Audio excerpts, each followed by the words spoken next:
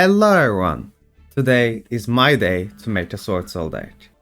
Here is the deck list I'm using today, but I'm not trying to tell you that you should copy this list one for one. Instead, today I would like to explain the deck building process and the core materials you need for building this deck, and how to complete the deck even if you don't have any UR crafting materials to be able to craft the cards you want. To build this deck, I will highly recommend that you start by opening a lot of these new packs first. Not only it has the Swordsoul archetype, but it also has lots of support for the Despia branded archetypes, which is also really good in this meta. And once you have opened enough of the spots, your deck core may look something like this. Your usual opening combo will typically be Moye and Longruan. This will allow you to summon level 8 and level 10 Synchro. The best level 8 Synchro you can summon is Chisha, where the best level 10 Synchro you can summon is Baron the Fleur.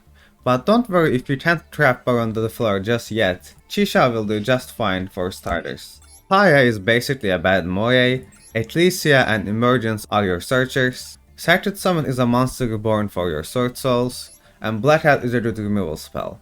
Also, Banishing Spells allows you to modulate levels, where Banishing Traps will allow you to summon a Worm token.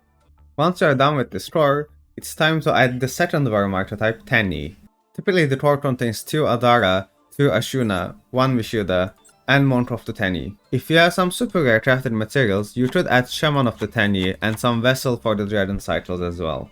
If not, you should always add more Vishuddhas and some of the other Tenyi such as Stana or Nahata as well, if you do not have the crafted materials to craft super rare cards. Once you're done with that, you just want to fill in your deck with some hand traps, and even maybe a DP package if you want to.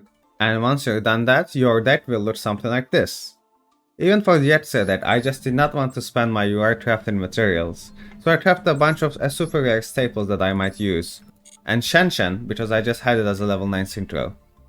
Although, if you have some UR crafting materials, I highly recommend that you craft at least one Adamant Spater Risen Dreadite, just because it says Spell Trap Negate, which is hard to come by when you're playing Swordsoul, and this is really good against spell trap focused decks, which you won't be able to deal well with otherwise.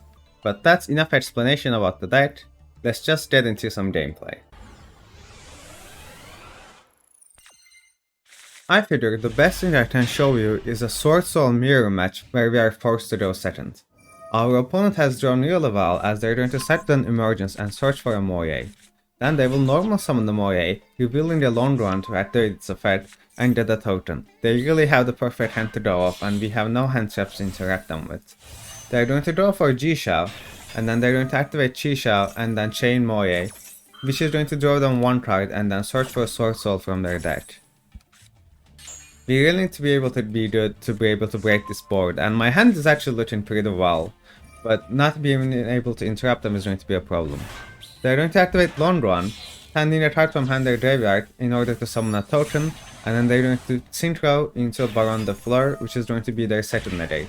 They're going to activate its graveyard effect, deal me damage, set 2 cards, and pass the turn back to us. Okay, well that's not the best of the top decks, but I can probably distract that later.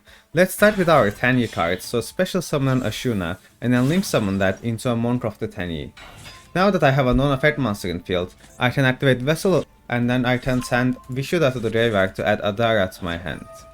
I will trigger Vishuddha to force the Baron negate, and they're going to negate it, so we don't have to worry about this Baron negate anymore. Then we can activate Adara, special summon it, and then link that up into our second Monk of the Tenyi. Now that Adara is in the graveyard, we can activate its effect, banish it, and add Vishuddha back to our hand. Now I will special summon the Vishuddha onto my board, because this will come up later this turn. I will now normal summon Moye, show them the Taya, and they will negate this by activating their Jisha effect.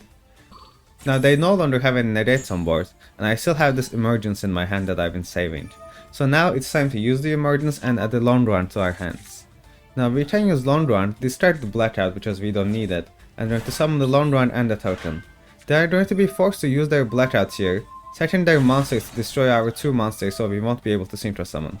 However, Ashuna has a graveyard effect, where I will be able to special summon Adara from my deck. Now I can Synchro Adara and Vishuddha into a Batsy of the Janying. When it's summoned, I can send 2 of their cards back to their decks, and then its second effect allows you to destroy my Lit Monster and summon back Moye. With that, I can get another Negate on board, namely Jishao. This will allow me to trigger both Moye and Jishao, so get a source from my deck and then draw one card. We're going to draw Ash Blossom, and we're going to search Blackout in case they can do something else on their next turn. We're just going to go into battle, hit for some damage, and then go to main phase 2, set the Blackout, and see what our opponent can do. They're going to draw a Lightning Storm, which is really bad for us because we can't really do anything to stop it, and they have an Ecclesia to go into their combo. However, I do have this Ash Blossom that I drew, so no more Ecclesia. Now, if they do have a Taya in their hand, this is going to be really difficult for me to out. However, their last card in their hand is a Vishuddha, which isn't bad, but it's also not excellent. They're just going to go into a Monk of the Tenyi, and then go into battle and hit me for 1000. They probably should have done that in the reverse order, but it's fine.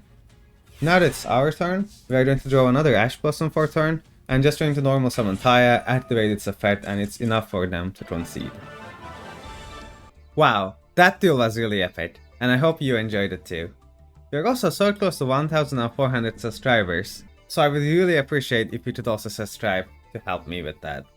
If you want to see the deck list in text, you can join my Discord server. Thank you so much for watching this far, and I'll see you in another video.